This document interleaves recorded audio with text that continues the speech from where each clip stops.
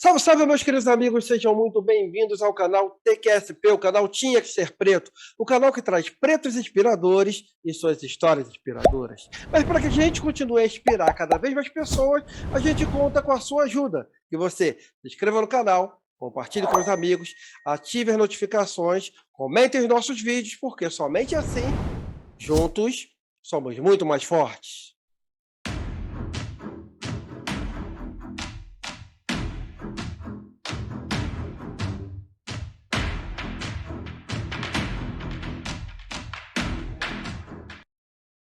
E o nosso convidado de hoje, ele é filho de um carpinteiro e de uma dona de casa.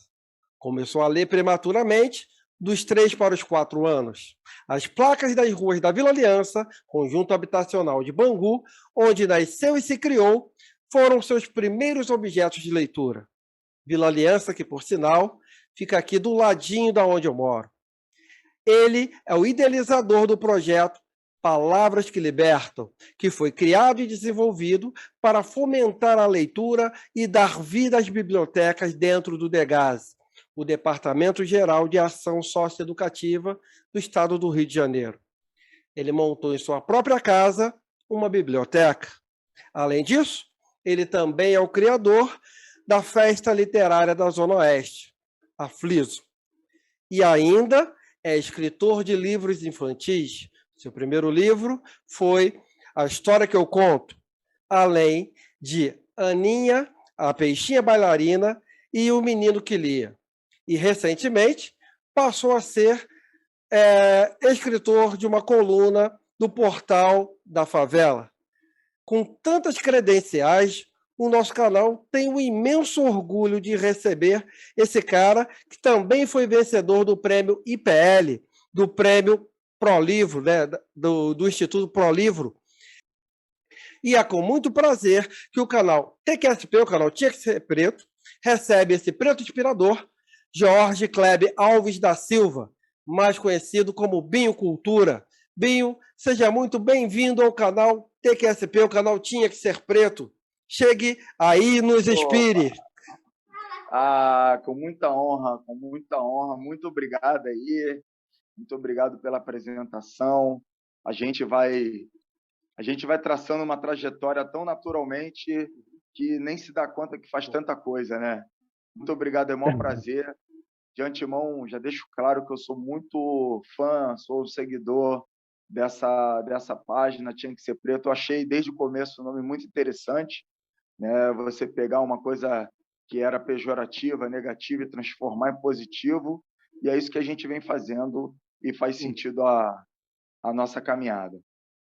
Olha, quando a gente criou o canal, a gente tinha um objetivo de nos tornarmos visíveis, né? Mostrar pretos de vários segmentos da sociedade que brilham e que, por muitas das vezes, a história faz questão de ofuscar esse brilho. E a gente precisa de pessoas como você aqui para mostrar que a caminhada é árdua, a luta é dura, é difícil, mas é possível vencer, é possível chegar. E muitas pessoas hoje, vendo você, vão se inspirar e poder olhar à frente e se ver. Esse era o meu grande sonho, né? Foi algo que faltou na minha infância, era eu ter uma referência preta que me inspirasse. E hoje eu trago muitas pessoas inspiradoras aqui que trazem o seu brilho, trazem a sua luz aqui e mostram que é possível, sim, mesmo com todas as dificuldades, e isso é muito inspirador para mim, para quem nos assiste, ter pretos e pretas como você, meu amigo. Muito obrigado por você ter aceitado o nosso convite e participar aí e abrilhantar o canal Tinha Que Ser Preto. Muito obrigado, meu querido. Eu que agradeço. Estamos aí, vamos para esse bate-papo, que eu estava muito ansioso mesmo para a gente trocar essa ideia aí. Então, eu sempre começo com a mesma pergunta que os meus convidados sempre dizem que é a mais difícil de todas e não tem como não ser diferente. Eu quero saber, nós queremos saber, quem é o George Kleber? Rapaz, o George Kleber é um cara que ele, dando uma do Edson Arantes, né? Falar na terceira pessoa, mas, francamente, o George Kleber é um cara que não existe.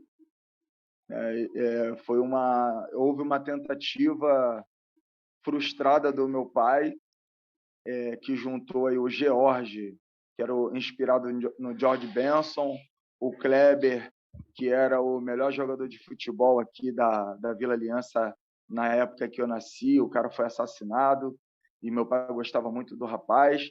Então, meu pai fez uma junção e até mesmo próximo da morte do meu pai, eu falava para ele, pô, você me desculpa por eu não ter sido o que você quisesse que eu fosse. Porque quando a gente coloca o nome no filho, a gente acaba tendo uma expectativa, né?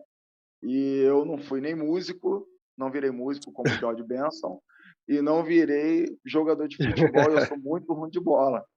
Então, nesse meio termo, até chegar ao me descobrir na literatura, na música, na adolescência, através do funk, queria ser um cara que me inspirava muito, teu vizinho aí do Jardim Bangu, MC Marcinho, MC lá na Marcinho. década de 90. Então eu escrevi, eu queria ser MC igual a ele, a gente é da mesma geração, então eu queria ser esse cara, queria escrever o rap, queria cantar rap, e dali o meu apelido Binho. O nome George nunca pegou, o Kleber muito menos. Então a minha irmã, que cuidava de mim, minha irmã mais velha, ela botou meu apelido de Binho, e aí o Binho seguiu a vida toda. O George nem na escola colou, nem na minha mãe, então ninguém me chama pelo nome, ninguém. Então o meu nome social, Binho, e depois que eu virei escritor, eu coloquei ali o Binho Cultura, que aí sempre ficava aquela coisa, Binho de quê? Binho de onde? E aí eu era o cara que já desde os 15, 14 anos já transitava pelos livros, e ali eu achei adequado colocar o Cultura. Então, o Binho Cultura, eu achava até mesmo, quando eu escrevesse meu primeiro livro, eu colocaria George Kleber, que eu sempre falei que quem tem nome feio, quem tem nome, quem tem nome uma conjunção ruim, tem que ser importante. E aí eu achava que eu teria que ser importante para poder aceitar meu nome. Mas o Binho Cultura acabou tomando uma projeção que pegou e não adianta. O George Kleber só ficou na certidão de nascimento. Rapaz, eu estava lendo uma entrevista sua e eu fiquei é, impactado com algo que você falou em uma entrevista. Eu não lembro se foi para o Jornal o Dia ou se foi para o Globo, eu não lembro qual foi o jornal. Eu sou professor, né? Sou educador de ensino médio, professor de física. E quando eu li aquilo, me remeteu ao meu trabalho, aos meus alunos, à sala de aula. Não sei se você vai se sentir à vontade, você pode ficar à vontade de comentar, mas eu li lá que você, aos 17 anos, passou por uma situação que foi desagradável para você, que fez você abandonar a escola. Sim, foi aos 16. 16? Então, você podia falar um pouquinho desse fato, o que aconteceu com você, que te fez ser radical a tal ponto de abandonar a escola? Cara, eu não me sinto desconfortável, não. Até me arrepiei, na verdade, quando você toca no assunto. São aquelas memórias que a gente tem, mas eu concluí, ao longo dos anos, Hoje eu tenho 42, caminhando para 43, você é avô, sou pai desse moleque que você viu aqui na introdução do vídeo, o Benício, e tenho meu filho mais velho, então eu construí minha família. Então, tudo para mim foi muito precoce. A minha relação com o livro, ela se deu com a ausência do mesmo. Meu pai não tinha o hábito de comprar livro, e a gente sabe que na década de 80, meados de 90 ali, a situação econômica era muito complicada, principalmente para quem morava na favela. Então, nesse período que aconteceu esse constrangimento, eu fui conversar com a professora de língua portuguesa sobre as condições financeiras. Pela primeira vez eu tive uma... Eu estava amadurecendo, né? Eu fui aquele moleque popular, sempre fui popular, desde moleque, desde pequeno, na escola. Eu era aquele que puxava bonde, eu era aquele cara que, né, conversava com todo mundo, tinha moral com todo lugar, em todo mundo. E tinha os problemas de dentro de casa. Meu pai era uma pessoa super popular. Eu era popular, meu pai era uma grande referência. Ser filho do meu pai não foi fácil, porque meu pai era uma referência para todas as pessoas dentro da nossa comunidade. Mas dentro de casa nós tínhamos os conflitos dele com a minha mãe, e esses conflitos resvalavam na sala de aula naturalmente. Então, quando eu chegava nessa fase de rebeldia, eu cheguei na fase de rebeldia na escola, eu não tinha noção do que eu estava fazendo. Só era aquele cara que descontava tudo na escola. Até que um dia isso me levou a um atraso nas séries escolares muito grande. Quando o que me despertou, e é isso que eu me emociono muito, o que me despertou para o mal que eu estava fazendo a mim mesmo e, consequentemente, à minha mãe, foi uma conversa que o zelador da escola teve comigo.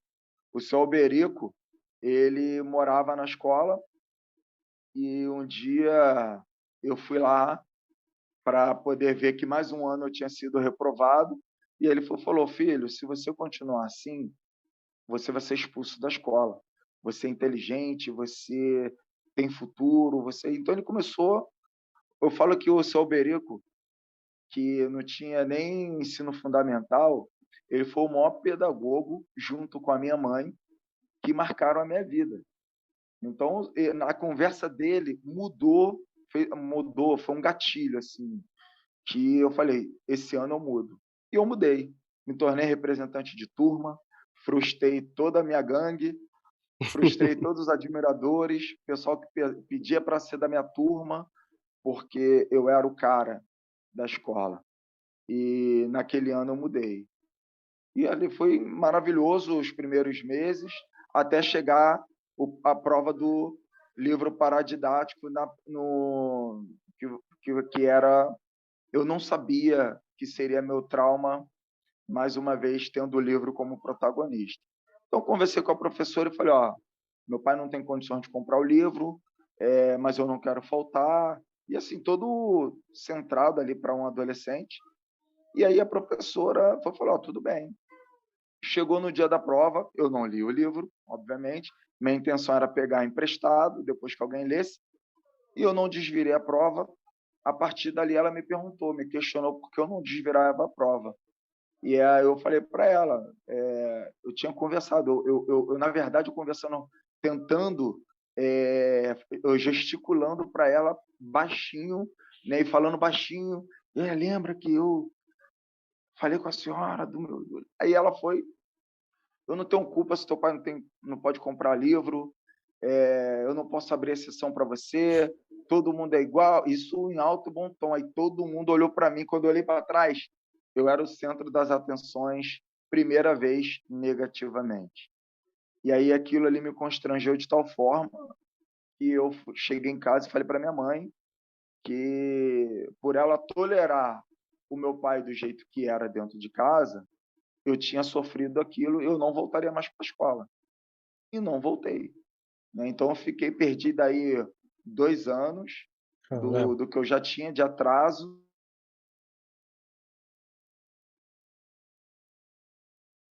Eu tinha uma pessoa nessa época que gostava muito de mim, que era a minha ex-sogra, e ela falou: "Eu não vou ter genro burro, então você vai estudar, porque você é inteligente". Então todo mundo dizia que eu era inteligente, que eu era isso, que eu era aquilo outro.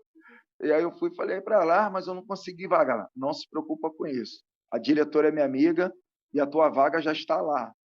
E aí, por causa dela, eu voltei a estudar e dali por diante eu tentei servir o quartel, mas não tinha a qualificação para poder fazer o que eu queria no quartel.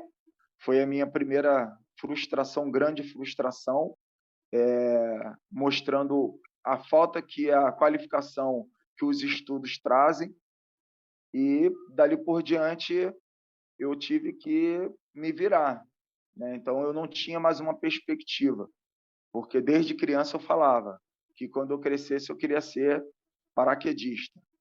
E aí a minha primeira grande frustração, né, na verdade eu não digo nem assim, a minha maior frustração das poucas que eu tive ao longo da minha vida foi não conseguir ser paraquedista.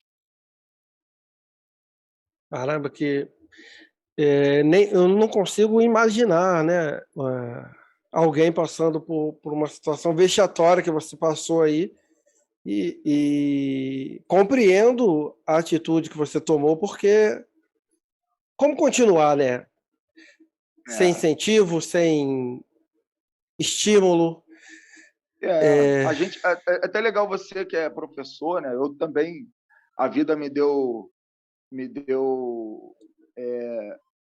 me fez umas pegadinhas, né, então eu sou professor de sociologia, então me tornei professor também, com o tempo, mas até chegar lá foi uma longa jornada. O interessante é que depois dessa frustração de não ser paraquedista, eu fiquei no limbo, sem saber o que eu queria ser. Então, a outra coisa que eu, planejei para minha vida, que foi construir uma família cedo, né, então conheci uma doida que aceitou, esse projeto de vida, que foi construir uma família. Então, eu aos 18 anos fui pai, e já há anos. Então, a gente está aí há 25 anos juntos, e ela acompanhou desde a frustração de eu não ter servido o quartel, a ter a trabalhar numa empresa multinacional, construir nossa primeira casa. Então aquele moleque rebelde, aquele cara popular, que muita gente não via futuro, com os estudos atrasados, virou um pai de família. E ali eu depois me descubro no universo do projeto social. Aos 22 anos eu conheço uma antropóloga que me ouve falando de biblioteca. Desculpa, eu tenho que voltar lá nos 18 anos ainda. Antes dessa parte do meu filho, eu lembro que essa frustração de sair da escola, de não ter servido o quartel, me remeteu a não permitir que o meu irmão mais novo passasse pelo mesmo. Então, eu comecei a catar uns primeiros livros, e dali, em 1998, eu faço ali o que se tornaria a Biblioteca Quilombo dos Poetas. E aquilo ali eu não tinha a mínima ideia do que eu estava fazendo, eu só não queria que ele passasse o que eu passei, então ele teria livros à disposição dele. A partir de então, a comunidade começou a me buscar, me procurar e me identificar como esse cara do livro. Uhum. E quando alguém fazia uma faxina, pegava livro comigo. Pegava não, me dava livro. Doava livros. E por incrível que pareça, até hoje é assim. Até hoje as pessoas falam comigo: "Tô com um livro lá, tô com isso, aquilo outro". E as pessoas começaram a recorrer a mim para fazer concurso, pegavam o livro comigo. Quando passavam, elas devolviam. E isso é muito interessante, que virou uma marca minha. As pessoas até hoje procuram, o livro ele está associado a mim, a ausência, depois a presença. Eu cheguei a ter em casa 6.000, um acervo de 6.000 livros. Então, Cara, eu falava assim, pô, para quem não teve livro, olha quantos livros passaram pelas minhas mãos, quantas pessoas eu pude ajudar. E essa antropóloga chamada Eugênia Paim, que é né, saudosa, ela me viu, ela se meteu numa conversa minha lá no Castelinho do Flamengo, e eu falei, pô, essa coroa aí, mano, se metendo na minha conversa. Aí ela foi e falou, você tem uma biblioteca? Aí ela foi e falou, ó, eu moro na Tijuca e não sei o quê, e tal, me chamou para o apartamento dela, eu falei, essa mulher aí, hein? Qual foi? E aí depois conheci, ela virou uma grande amiga, e eu brincava que ela era minha musa inspiradora. Ela me levou para trabalhar com ela, me ajudou a ter um contexto, entender o contexto do que eu fazia. Era uma biblioteca comunitária e comprou livros e muitos livros que eu jamais teria condição de comprar para eu ter livros novos na biblioteca. Veio à minha casa e me levou para trabalhar com ela. E eu falei para ela: o que eu faço para ser o que você é? Ela: você tem que estudar, fazer ciências sociais, isso, aquilo, outro. Aí fui lá para a UFRJ, eu vi que não tinha condições de estudar lá porque eu já trabalhava e tinha minha família. E depois, quando chegou em 2000 e chegou numa, eu fui fazer a faculdade, me formei. Nesse período, eu criei um centro cultural junto com o meu irmão caçula, aquele que eu queria proteger, e um outro amigo. Dentro dessa história, criamos um centro cultural numa escola que foi abandonada pela prefeitura na época, em 2008, ou seja, 10 anos depois de eu ter criado a primeira biblioteca da Vila Aliança, eu sou co-criador desse centro cultural, que dá nome, eu conto essa história no meu primeiro livro, que é a história que eu conto, esse livro aqui, que ele não é um livro de histórias infantis. Esse primeiro aqui ele é uma não ficção, contando como um centro cultural e pessoas sonhadoras puderam impactar socialmente seu território. Que a gente conseguiu com esse centro cultural, que foi muito interessante na época, daí porque as pessoas têm medo da gente que é preto, favelado, de chegar à faculdade. Nessa época, a gente tinha planejado construir um centro cultural para atender aos nossos sonhos e de tudo que a gente queria fazer. E na aula de Sociologia Urbana, lá na FEUC, onde eu me formei, eu estudei sobre o Estatuto da Cidade e falava sobre a ocupação do espaço público para fins de desenvolvimento comunitário. E eu falei que tinha uma escola, essa escola era de madeira, foi construída no terreno onde era o campo de futebol do meu pai. E eu falei, se a gente ocupar esse espaço, vai ser legítimo. A professora me orientou. Então, nós ocupamos esse espaço, construímos um centro cultural, levamos o prefeito para conversar com a gente, e dali muita coisa aconteceu. A gente mostrou que era importante fazer investimentos no território, porque era um dos piores DHs da cidade naquela época. E assim a gente foi atendido. Inclusive, a nave do conhecimento, onde hoje eu sou gestor, nasce se origina desse desse, avanço, né? Dessa conversa com o prefeito, e a gente viu o quanto a gente era potente. E aí eu me torno cientista social. Alguns anos depois, eu crio a... Aí eu faço, né, publico esse primeiro livro, que é a história que eu conto, em 2013. Esse mesmo ano, a minha musa inspiradora morre, a Eugênia, ela já estava bem idosa, mas foi muito marcante para mim, Sandrão, que foi lançar esse livro na antiga Livraria Travessa do CCBB. E foi legal porque eu consegui um ônibus de excursão e eu lotei esse ônibus para as pessoas irem ao lançamento do meu livro, lá no CCBB. E eu lembro que meu pai, ele ficou maravilhado, muito orgulhoso. Ele perguntava para mim: "Filho, aquilo tudo de gente foi lá só por causa do teu livro?" Porque porque tinha Carlinhos de Jesus, tinha outras pessoas Que bacana, globais, rapaz. políticos, então, assim, a minha influência tinha saído das fronteiras do nosso território. E meus pais não tinham noção disso. A gente, naquela época, não tinha as redes sociais como são hoje, e meu pai, quando viu lá aquele tudo de gente lá comprando meu livro, saindo em matéria em jornal, foi muito, muito bom dar esse orgulho para minha família. Pô, muito bacana. Cara, e perceber que de algo que poderia ter te derrubado, né, te jogado para baixo, te destruído, né, que foi uma situação de destruição mesmo, te fez, com algumas ajudas, né, levantar e lutar e vencer, cara. E, porra, isso aqui é o grande lance, cara, que a gente quer mostrar aqui. Pode Que a crer, gente pode, cara, a gente pode. Para a gente tudo é mais difícil, mas a gente consegue.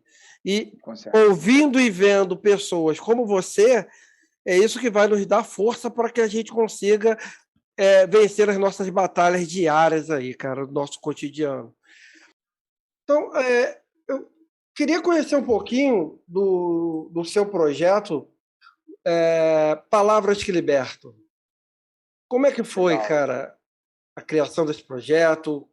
Fala um pouquinho desse objetivo aí que é maravilhoso, inspirador e para gente que precisa, né? É um projeto super necessário. Eu quero voltar um pouquinho num trecho antes do próprio Centro Cultural, de quando a gente criou, porque é interessante que a minha vida foi desatando um novelo cultural.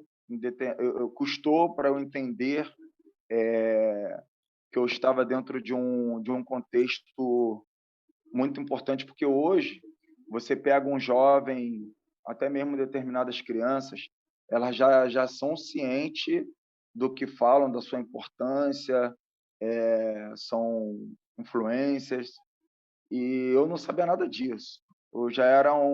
Eu brinco que eu não sou um digital influencer, porque as minhas redes sociais elas não são, né, não tem esse volume de seguidores, mas no dia a dia, no ao vivo, no vamos ver, interessante como isso acontece, como as escolas me chamam para dar palestras, como organizações, e eu não, como você não traz isso para a rede social, você acaba não tendo como mensurar.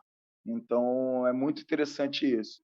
E depois do episódio que eu passei com aquela professora de língua portuguesa, eu acho que é muito legal contar isso, que a gente se reencontrou. Houve um reencontro. E esse reencontro, ele me arrepia aqui só de lembrar, foi no conselho de classe.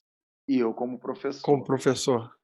Cara, porque eu me tornei professor de teatro e fui contratado para dar aula na escola que eu estudei. E foi um projeto transformador, porque a arte ela é libertadora, a arte ela é democrática. Então, tudo aquilo que eu sofri, eu transformei isso num potencializador de uma forma que eu escutei as crianças, jovens, adolescentes, e eu lembro que eu não saía da sala de leitura dessa escola que eu estudei. E eu contei essa história para a professora da sala de leitura. E eu planejava as aulas lá na biblioteca. E um dia, lá no conselho de classe, ela perguntou à professora: "Você não lembra dele, não?" Aí a professora, ela é muito arrogante, né? Ela olhou assim, não, fez aquela cara de pouco caso. Ela: "Ó, você fez isso", e contou tudo para ela. Aí ela: "Eu jamais faria isso". Aham. Aí eu fui e falei: "Se eu tivesse 10 anos, mesmo assim a minha memória jamais me enganaria, mas eu tinha 16 anos e a senhora fez". Ela: "Isso não combina com o meu feitio", e tal. Arrogante e tal, e dali ignorou a história e pronto, vida que segue. Mas, estar ali como professor, eu não fui vencido.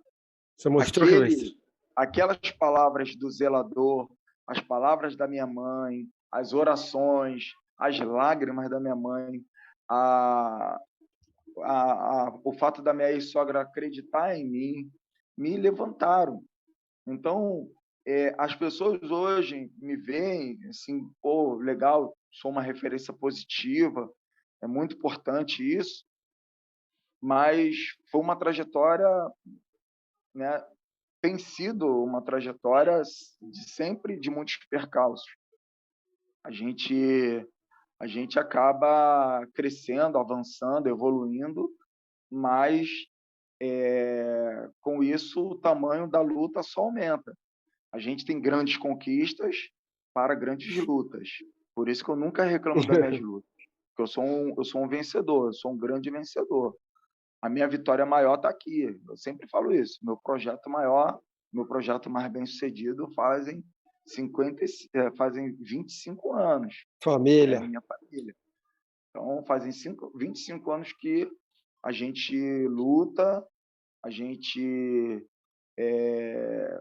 passou crises e a gente entendeu que a gente tinha que superar isso tudo junto. E essa força que eu tenho em casa é o meu catalisador para poder fazer as coisas na rua, porque eu não queria ser igual ao meu pai, ser aquele cara reconhecido do portão para fora e do portão para dentro ser outra pessoa. Eu queria ser um pai melhor, queria ser um esposo melhor e, eu sou, eu sou. Vou ter a oportunidade de ser avô, não tive avô, Uhum. então essa força da minha família, hoje principalmente, é o que me impele a seguir em frente. E quando o projeto Palavras que Libertam ele surge, ele deriva do projeto maior, que era a Fliso.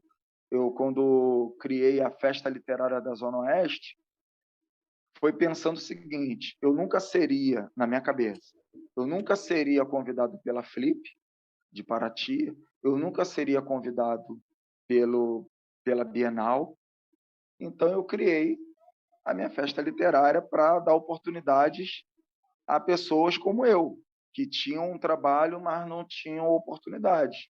E a Fliso, ela nasce de uma potência muito grande, que eu estava desempregado, estava saindo de uma depressão, construo esse projeto sem R$ 1, a minha esposa me dá o dinheiro da passagem para eu articular tudo isso. Aí montei o projeto, e numa reunião com o prefeito Eduardo Paes, ele falando sobre o deserto cultural que a Zona Oeste e Zona Norte eram, eu apresentei para ele meu planejamento. E ele falou, soltou um palavrão, né, muito típico dele. Ele: "Porra, caraca, cara, isso aqui é muito foda". Eu falei: "Porra, você tem o deserto, eu tenho o oásis". Ele: "Eu quero esse projeto". E ele, apoiou, investiu no projeto, foi um sucesso. E o projeto já chegando, ali junto com a Flup, a Flist da Santa Teresa, sendo uma das grandes festas literárias do estado do Rio de Janeiro. Fiz 3 edições e no meu planejamento eu falei que eu queria continuidade ao longo do ano. Então, derivando da Fliso, como eu fazia uma dinâmica de visitar territórios e voltar nesses territórios de acordo com suas potências, eu criei a Orquestra Belo Oeste na Vila Kennedy, porque tinha um projeto lá, quando eu fui lá, tinha um potencial musical muito grande, e crio o Palavras que Libertam a partir de eu fiz a abertura de um festival de circo, lá no Crescer e Viver, na Praça 11. E enquanto eu fazia a abertura desse festival, foi interessante que eu vi pela Fresta da Lona, os meninos do Educandário Santo Expedito, aqui pertinho da gente, aqui em Bangu. Uhum. Na época era Degase, agora é das mulheres, é um presídio feminino. E eu vi quando esses meninos chegaram. E eles tirando a algema dos rapazes e eles super interessados ali com a atividade cultural. Eu terminei minha parte, fui falar com o diretor e me ofereci para ir lá apresentar esse meu primeiro livro. Isso foi em 2014. Chegando lá, foi interessante que o diretor falou para mim, falou, não fala de onde você é. Eu falei, eu não sei falar sem dizer de onde eu sou, porque a minha origem é que me faz ser o que eu sou e quem eu sou. Ele, mas é porque você vai falar para os caras de outra facção, rival de onde você mora. Eu falei, tudo bem. Aí chegou no momento lá da palestra, um menino perguntou de onde eu era. Aí foi inevitável. Eu falei, sou da Uhum. Vila Aliança. Realmente os meninos ficaram alvoroçados. Aí eu falei, tenho um parente na Vila Kennedy, tenho um parente na Vila Vintém. Falei das 3 vilas, que são os 3 territórios que eu mais tenho um apreço, né? Vila Vintém, Vila Kennedy e Vila Aliança. E aí os meninos ficaram sem saber o que fazer. Eu falei, porra, um cara que se dá bem nas 3 vilas com 3 facções diferentes. Esse cara sou eu. E dali os moleques me respeitaram e eu falei, ó, o que eu escrevi nesse livro aqui é uma história que eu sou protagonista. Vocês podem ser protagonistas de suas histórias. Quem tiver afim, eu ensino vocês a escrever. E aí eu comecei, aí uns 10 levantaram a mão e eu comecei a escrever e criei uma oficina de produção de textos. Toda terça ou quinta, eu não me lembro, eu estava lá, voluntariamente.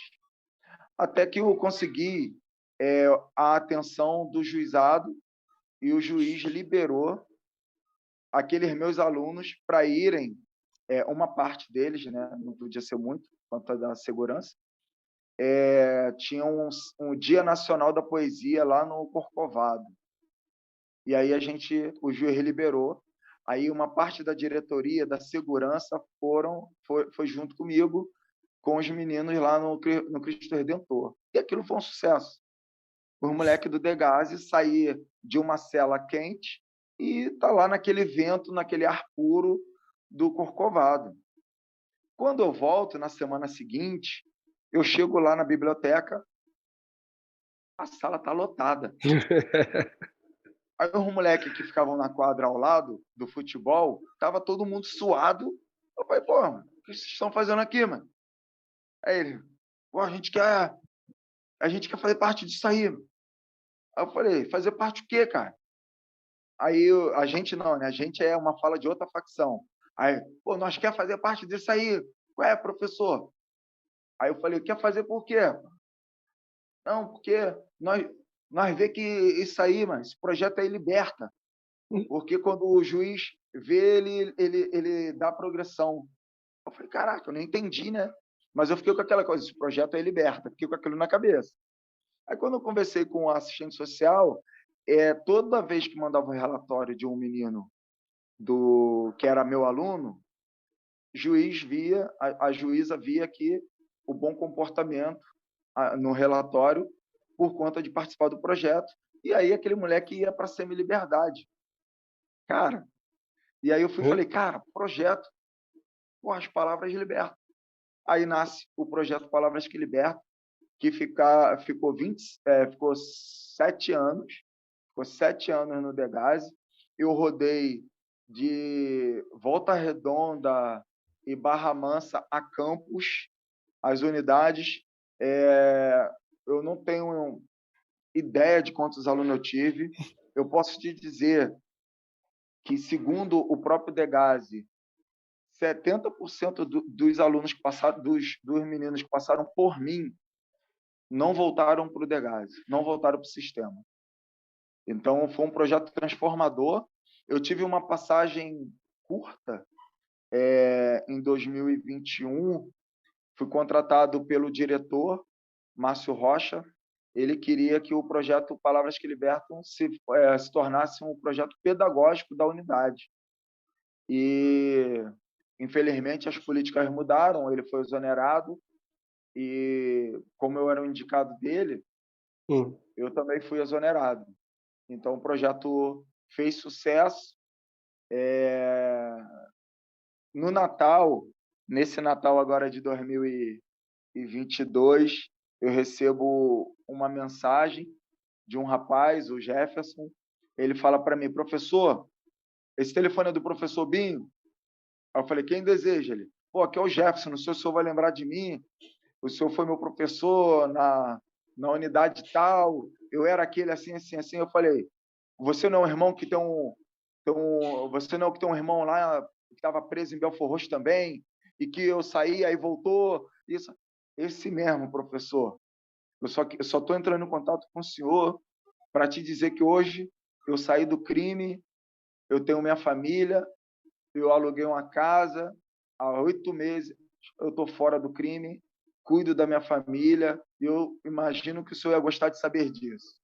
Porra, cara. Porra. Então, isso, para quem acredita na educação, na cultura, e, e sabe que entende essa realidade que leva esses meninos a viverem o que eles vivem, eu escolhi mostrar para eles que a educação é a ponte entre a vida, entre a realização do sonho, e o Palavras que Libertam é um projeto que eu ganhei prêmio,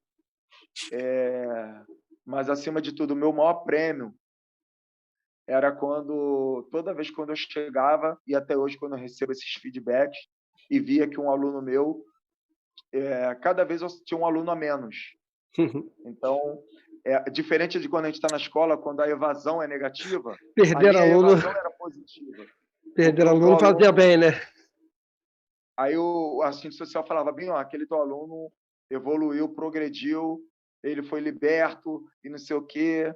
Aí tem o Natan, que sonha em fazer psicologia, e o pai dele entra em contato comigo direto. O Natan, ele ficou 3 anos preso, ele foi o que ficou mais tempo, ele ficou até 21 anos. As pessoas pensam que faz 18 anos, ele ficou até 21 anos. E o Natan trabalha, estuda. Eu lembro que na última vez que ele participou da minha aula, ele falou: professor, penúltima vez, professor, o senhor consegue um livro de yoga? Aí eu falei: consigo. Ele: pô, eu preciso meditar, eu quero aprender a meditar. Aí levei um livro para ele, de yoga, e aquele moleque devorou o livro, e ele tinha uma paz, assim. O diretor falava: ó, esse menino aí, você vai gostar dele. Então, enquanto ele foi meu aluno, eu já estava preparando ele para arrumar a biblioteca, e ele ali comigo, e a mente dele era só livro, só livro, só livro. Eu consegui que o Degasse passasse a permitir que os meninos levassem livros para dentro das Dos celas, que eles chamam alojamentos, né? alojamento. Então, mas é cela, né? Então, mas a gente não conseguiu ter a continuidade desse projeto, porque a política, quando muda o governador, muda o secretário, aí o secretário muda os diretores e toda a dinâmica muda. Por isso que a gente precisa pensar sempre em políticas públicas de educação e cultura junto para esses meninos e meninas que estão no cumprimento de regime socioeducativo. Porque o grande problema, independente de ser na cultura, na educação, na economia, é exatamente que quando muda essa política, não importa se está dando certo ou não. Eles não querem bater palma para o antecessor. E aí descontinuam o que vinha bem e começa uma coisa que, de repente, não dá certo e aí eles largam tudo de mão. Eu acho que esse é um câncer na política. É descontinuar os projetos que estão dando certo. Né? Mas a gente crê ainda que um dia virão homens de bem aí para reger essa política e vão olhar com mais carinho para todos os projetos que estão funcionando, e independente de quem é que está à frente dele, mesmo que ele não continue, para que dê prosseguimento, para que as coisas continuem dando certo, cara. Eu A tenho gente não fé. tem como. a gente não pode generalizar. Assim, eu gosto muito da política, e eu aprendi com o passar do tempo a importância de ser articulado politicamente A cada dia para eu você percebo mais isso. para você conseguir as coisas que são importantes para seu plano. No meu caso aqui, eu lido com a comunidade, eu quero políticas públicas para ela. Quando eu olho para o parlamento, seja municipal, estadual, federal, eu vejo ali as exceções. Existem. A gente tem exceções em todas as esferas. E aí a gente precisa ter um diálogo com o executivo, e esse executivo entenda eh, a importância de investir naquele determinado território. Mas, acima de tudo, eu percebi que a gente precisa, quando se torna uma referência, você precisa ser um agente multiplicador do conhecimento.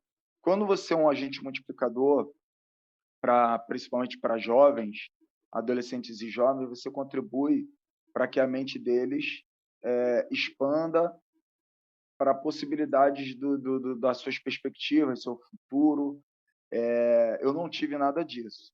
Então, eu tive tudo, eu tinha tudo para dar errado, né? E deu certo, né? Eu tive várias pessoas no caminho que acreditaram em mim. Então, hoje, escritor, gestor, um monte de coisa que eu faço, eu resgato aqueles sonhos que eu não pude fazer na época de moleque. Eu tenho hoje, estou prestes a realizar um grande sonho, vou estrear como dramaturgo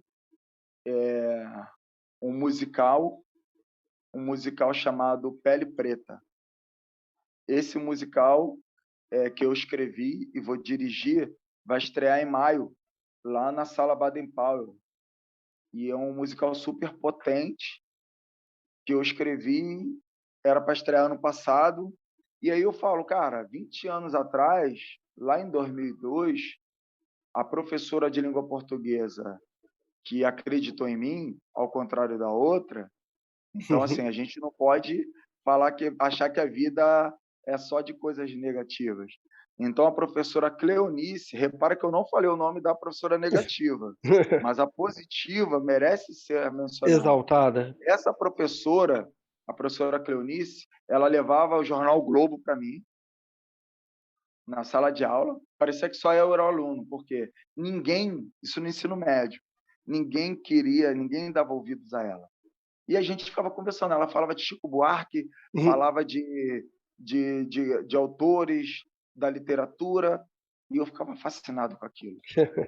Aí, um dia, ela me convidou para assistir a Ópera do Malandro, no Carlos Gomes. Isso foi, no caso, agora 21 anos atrás.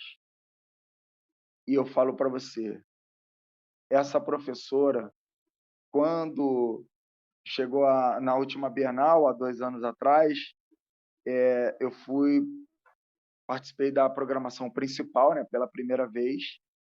Participei da Flip, como eu falei, né, eu criei a Fliso, então eu tenho que fechar aqui as pontas, amarrar as pontas e dizer que eu fui convidado da Flip, passei meu aniversário na mesa na Flip. Pô, que honra. E aí fui convidado para os maiores eventos literários do Brasil, eu participei. E aí, quando eu cheguei na Bienal, já tinha participado outras vezes, mas dessa vez, há 2 anos atrás, foi no evento principal. Eu convidei minha professora. Ela não respondeu, cara. Aí, quando eu cheguei lá, eu fui o primeiro a falar na mesa que eu estava. E aí, quando eu cheguei, já sentei assim, já olhando para a plateia, para ver se as pessoas que eu tinha convidado estavam. E aí, ela estava lá no meio, toda tímida, e o mediador falou: Binho, o que o Binho de hoje, esse Binho de hoje, falaria para o Binho do passado? Aí eu olhei assim, eu sou um cara muito emotivo, aí eu falei, eu olharia para a plateia, veria aquela professora que acreditou em mim e falava: aí, ó, deu certo. Então, quando eu falei da professora, todas as câmeras, cara, porra, foram para cima dela. Aí o microfone, aí o telão. Foi uma loucura que a professora tímida, se ela pudesse desaparecer. Tanto é que quando acabou, eu fui procurar para dar um abraço, ela sumiu na Bienal.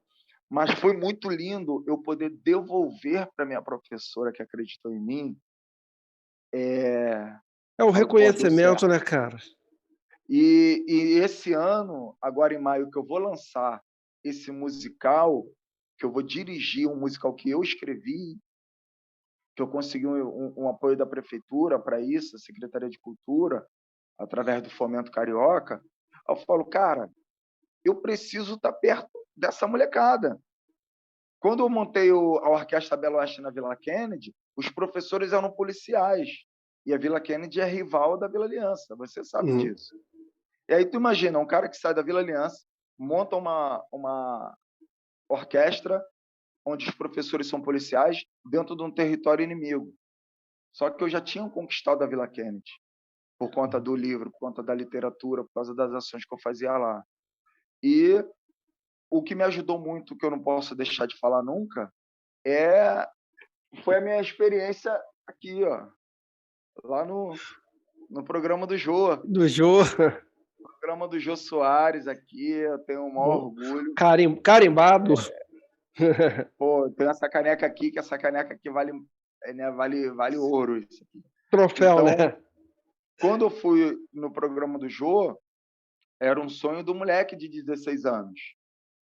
Eu falava para minha avó, um dia eu vou ser entrevistado por ele. Um dia eu vou ser entrevistado por ele. Então, em 2014, quando eu fui entrevistado pelo Jô, essa história que era muito do núcleo, por não ter redes sociais tão forte quanto a gente tem hoje, quando em 2014 eu fui ao Jô Soares, a minha história ela internacionalizou. E ali eu fui para Nova York, eu já tinha ido à Argentina. Aí tu imagina aquele moleque que cresceu num lugar violento, que tinha tudo para dar errado, porque ele tinha que ser preto, né? Então tinha que ser preto, né? E aí esse cara se torna um escritor, vai a um programa mais cobiçado por todas as classes, tanto intelectuais quanto artísticas. E nem todo mundo conseguiu, eu consegui, eu realizei esse sonho, e de lá para cá, a minha vida ela só foi assim, com muita luta, mas acreditando. Hoje eu tenho aí a Embaixada das Favelas.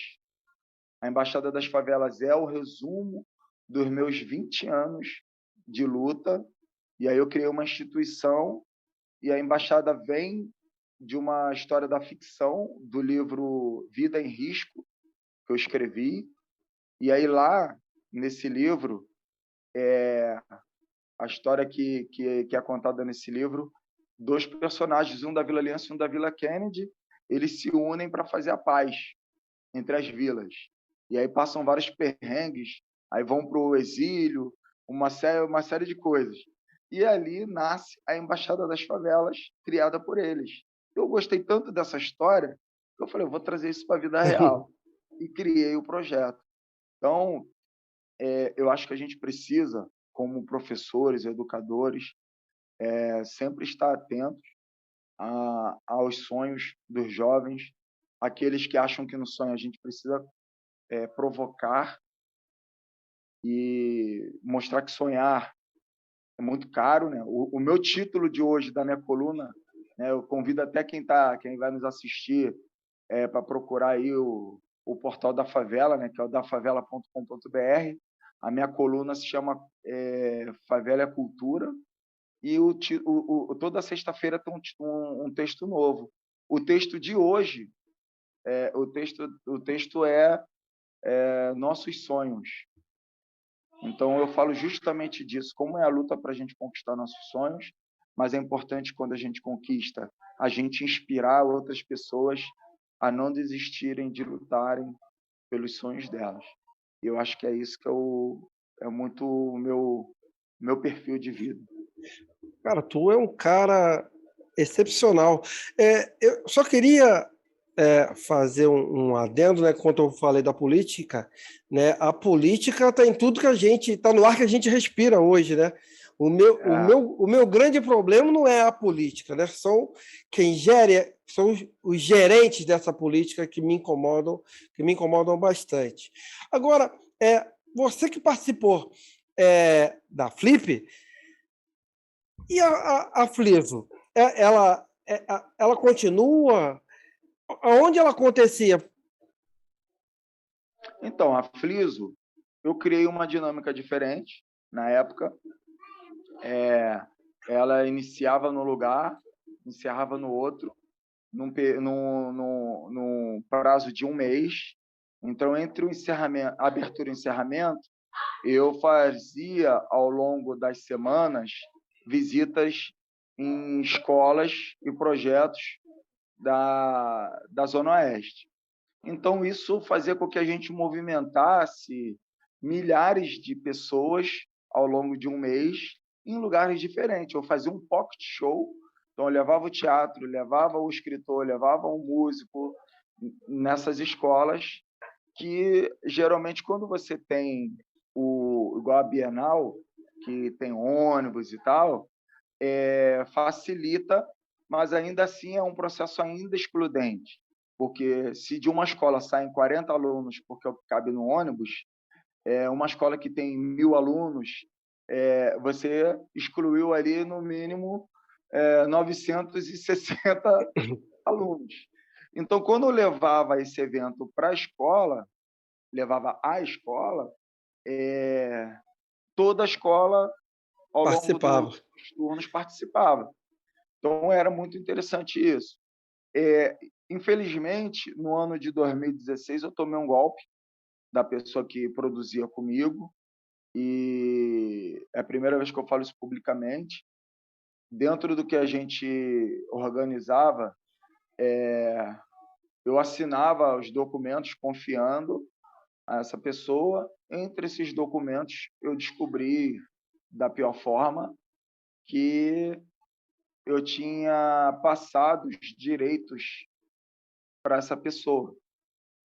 Então, eu fiquei impedido de fazer esse projeto, porque eu tentei pessoas para mediarem e foi pedido, me cobraram R$ 30.000 para me emprestar a minha marca que eu tinha criado,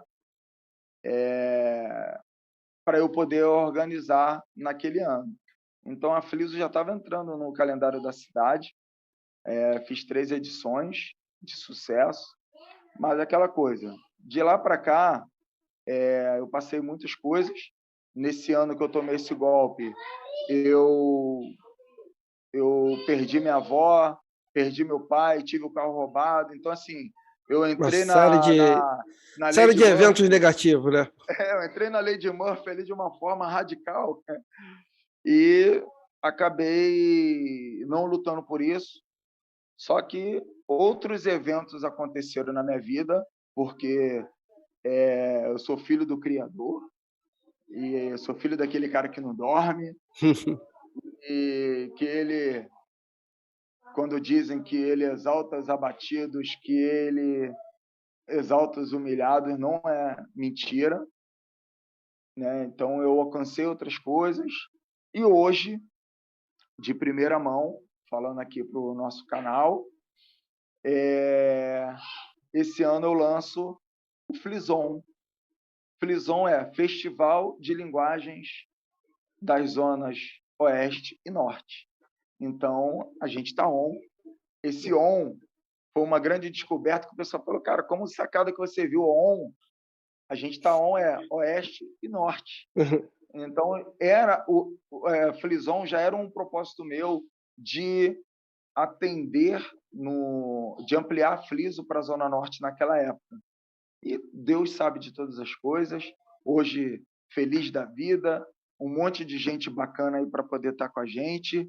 Quero muito, já te convido aqui para ser um parceiro nosso do Flison Com certeza. no momento que tudo acontecer. Esse festival de linguagem, a comunicação é uma linguagem, a gastronomia é uma linguagem. Então, eu saí da parte literária para ser mais amplo, para amplificar e ampliar o nosso alcance, tanto das duas regiões mais populosas e com o maior número de artistas do Rio de Janeiro, que é a Zona Norte e a Zona Oeste. Então, é isso. O que foi Fliso, hoje é o Flison. Mas, cara, eu tô aqui sem palavras para descrever o agradecimento que eu tenho de ter você aqui, a felicidade de estar, nesse momento, te conhecendo, conhecer apenas pelas redes sociais, e, e mostrar, cara, o quanto que a gente é foda, cara. Desculpa a palavra, porra, que a Nada, gente cara. não tem outra expressão para usar. Porque gente como você, que fazem pra caramba pelo nosso estado, pela nossa cidade, pelo bairro onde moramos, e são pouco vistos, cara. De repente são reconhecidos, você foi reconhecido, ganhou um prêmio, mas quem tem que te ver, eles não deixam você ver. Não deixam te ver, melhor dizendo. Cara, você é um cara que tem muito o que dizer, tem muito para contar, tem muito o que inspirar, e todo mundo tem que ver você pra cacete, cara, porque você é inspirador pra cacete e é um cara que faz pra cacete, cara. Então, e esse é o nosso objetivo, mostrar esse brilho, iluminar outras pessoas, e não podemos deixar que essas luzes sejam ofuscadas, né, ou apagadas. Então, cara, a minha felicidade de ouvir a sua história e ficar mais encantado do que eu imaginava ficar é excepcional. Eu estou aqui deslumbrado contigo, aqui feliz com a sua história e, e reafirmar aí que o canal Tinha que Ser Preto pode colocar aí ao seu lado, que a gente está junto aí em todos os seus projetos, o que a gente puder apoiar, a gente vai estar aí apoiando. O que eu precisar de apoio também, agora eu não vou ter vergonha de pedir o seu apoio, sua ajuda, a sua orientação aí, porque eu tenho outros projetos aí, eu vou precisar da sua orientação, você que é um cara com muito mais vivência aí nesse meio. Cara, e eu aqui, humildemente, eu só tenho que te agradecer aí por, por ter dado essa oportunidade do canal Tinha que Ser Preto, mostrar um pouquinho da sua história, mostrar um pouquinho dos seus projetos, mostrar um pouquinho das suas vitórias e inspirar esse povo que precisa de pretos como você, cara. E eu aqui, eu só tenho, mais uma vez, a te agradecer e não deixar de dizer que biocultura tinha que ser preto. Porra, muito obrigado, Binho. Muito obrigado, meu amigo. Obrigado. Muito Eu te obrigado. agradeço. Eu te agradeço, te convido para vir conhecer a nave do conhecimento Abdias do Nascimento. Esse negão, eu levo muito a sério, agradeço todas as suas palavras, teu reconhecimento. Né? Então, eu sou porque nós somos. Eu sou porque Ubuntu. nessa caminhada, Abdias do Nascimento, como nosso ancestral recente, que foi um grande cara que lutou pela educação, pela cultura, pela arte, pela política, e a gente precisa continuar o legado de Abdias. Eu converso, eu sou amigo da viúva de Abdias, a Elisa Larquim, que é uma Satisfação. fantástica, Então, assim, eu sou amigo de muita gente inspiradora, que depois, assim, nos bastidores aí, a gente, o que você quiser que eu te indique para poder você Pode entrevistar. mandar, Então, cara. assim, quando eu conheci a filosofia Ubuntu, e eu ganhei, na verdade, né, quando a gente fala de Ubuntu, eu vou trazer aqui, ó, meu prêmio que eu ganhei no ano passado. Esse aqui, ó, é o prêmio Ubuntu. Isso. Então, quando eu ganho Boa. o prêmio Ubuntu, cara, eu penso assim, eu olho para trás e vejo todas mulheres que me inspiraram, que cuidaram de mim, toda a nossa ancestralidade. E quando eu falo de mulheres que cuidaram de mim é de verdade, desde as minhas avós, desde as nossas ancestrais, quando a gente vai olhar a história, desde as pessoas que me pegaram na minha mão, como a Eugênia, como a Dona Leia, como a Josi Mônica, que é uma assistente social, que é inconformada de me ver fazendo projetos voluntários sem estar inserido em nenhum projeto. E aí eu sempre agradeço a ela até hoje, porque a primeira vez que eu ganhei para trabalhar num projeto foi ela que me colocou, e isso me possibilitou crescer muito. E todas as pessoas que acreditaram em mim, eu sempre devolvi, mostrando assim, muito obrigado. Eu não chegaria aqui se não fosse você, se não fosse você acreditar, se não fosse apostar em mim. Então tem gente que tem dinheiro, né, igual o Denzel Washington fez com aquele ator Pantera do Negra? Wakanda, né, do Pantera Negra. É, então, mas existem várias formas, e aí eu quero fazer dessa fala uma provocação para os nossos e as nossas que assistam ao canal, é que, cara, a gente não adianta a gente pegar e botar uma bandeira nas costas, ir lá para Cinelândia, ir lá para não sei aonde, e a gente fazer protesto, manifesto. Cara, a gente tem que ser referência para quem está aqui perto, a gente tem que ser referência na nossa rua.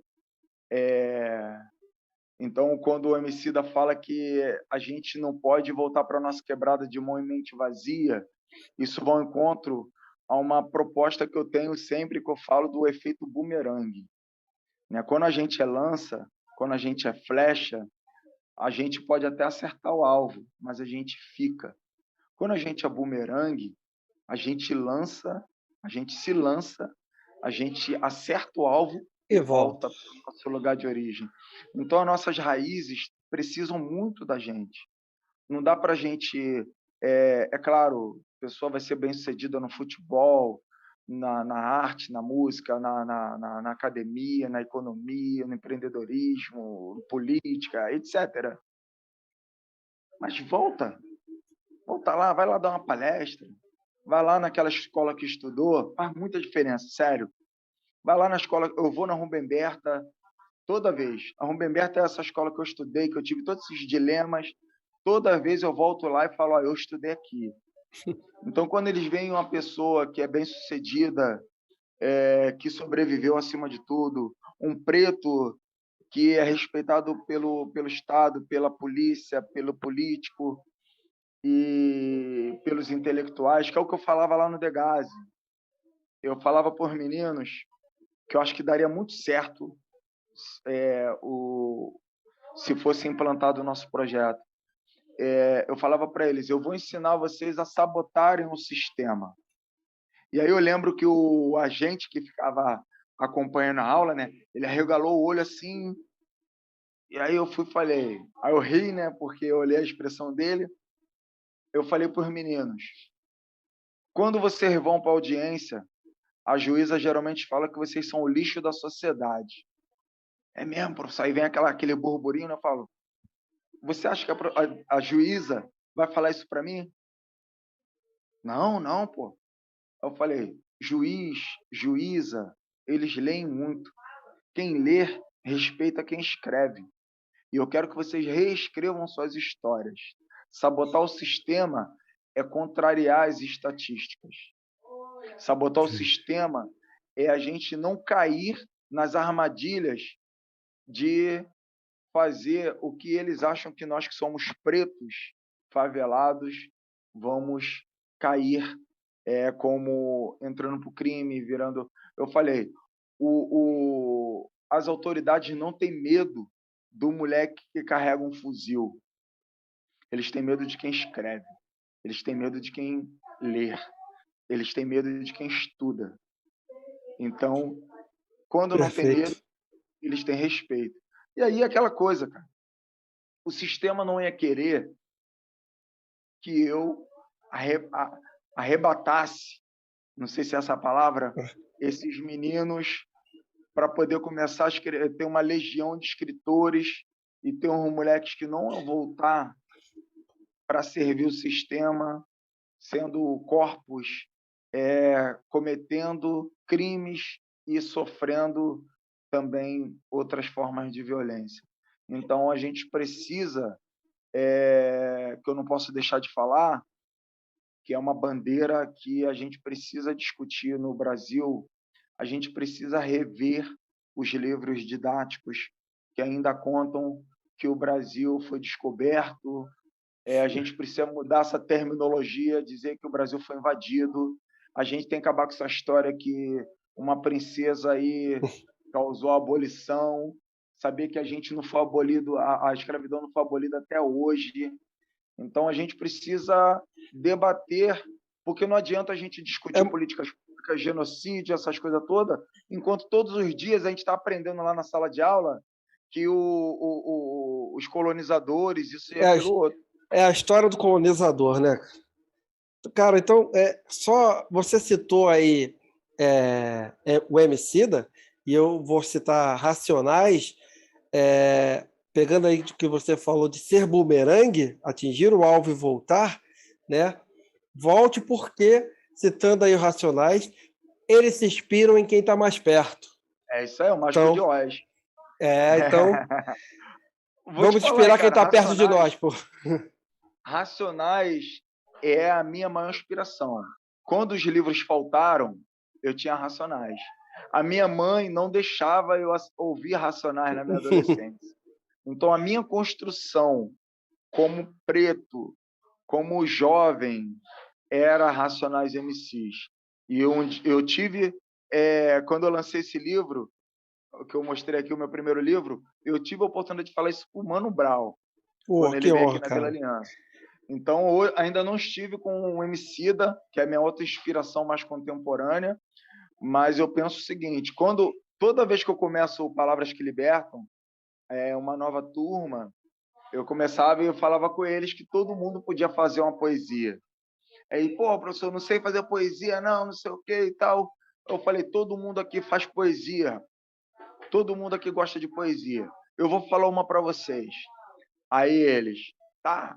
Falei, ó, é necessário sempre acreditar que o sonho é possível, que o céu é o limite e você, truta, é imbatível, que o tempo ruim vai passar, é só uma fase. E aí eu recitava a música toda, eu falei, mas talvez vocês não conheçam assim, vocês vão conhecer, ó. É necessário sempre acreditar que o sonho é possível, o céu é o limite. Aí todo mundo cantava, aí eu falava, é isso aí, você não pode parar e esperar o tempo ruim vir te abraçar. Acreditar que sonhar sempre é preciso, é o que mantém os irmãos. Aí os moleque, caramba, professor, mano, pô, Racionais. Falei, Racionais me educaram. Os Racionais me educaram. O documentário, inclusive, eu quero recomendar para quem não assistiu. Maravilhoso. Para ver que os caras sofreram e sofrem até hoje. Então, irmão, ser preto no Brasil é foda. Então, eu sempre encerro dizendo o seguinte, é melhor a gente ser foda do que ser fudido. É isso, irmão. E só para fechar, o Tinha que Ser Preto é inspirado também no Emicida, beira de piscina. Ai, que maneiro. Deixa eu devolver o orgulho do gueto. E dá outro sentido para a frase tinha que ser preto. Então, quando eu ouvi isso, falei, é isso que... É isso. É isso. É dar Valeu outro mesmo. sentido para essa frase. A gente sempre tem que ressignificar. E que bom que a gente faz parte dessa geração que anda ressignificando aquilo que foi demonizado, aquilo que foi marginalizado das lutas da nossa ancestralidade. Eu sou cristão, sou evangélico, eu sou da igreja do pastor Kleber Lucas, que é um cara que eu acho que vale a pena você trocar essa ideia aqui para o canal. Eu acho que a gente precisa mostrar uma outra ótica desse cristianismo que não tem a mentalidade colonizadora.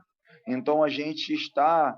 a Igreja Batista Soul, onde eu faço parte, é um lugar onde a gente descoloniza o pensamento cristão que vem desde os jesuítas. Então, a gente precisa pensar muito dessa ótica em que se discute religião, se discute o nosso lugar, e o nosso lugar de fala não pode ser um lugar de domínio, de dominante e dominado. Então, eu não me limito a lugares, por isso que eu atravesso essas fronteiras. Sempre falo, a minha facção é a cultura. Essa frase, minha facção cultura, eu falei pela primeira vez em 2005, quando nem a polícia subia o Complexo do Alemão. Então, eu falei isso no evento dos amigos meus lá, e foi o maior desespero, que eles falam, porra, tu vai falar que tu é da Vila Aliança? Não, cara. Porra, morre você e morre a gente. Eu falei, a minha facção é a cultura, mano. Eu sou da Vila Aliança, que é isso no palanque.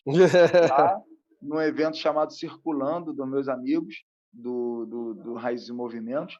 Então, eu acho que a gente, quando tem voz e a gente é ouvido, é muita responsabilidade que a gente carrega na nossa palavra, e se a gente tem que influenciar, precisa influenciar positivamente. Isso aí.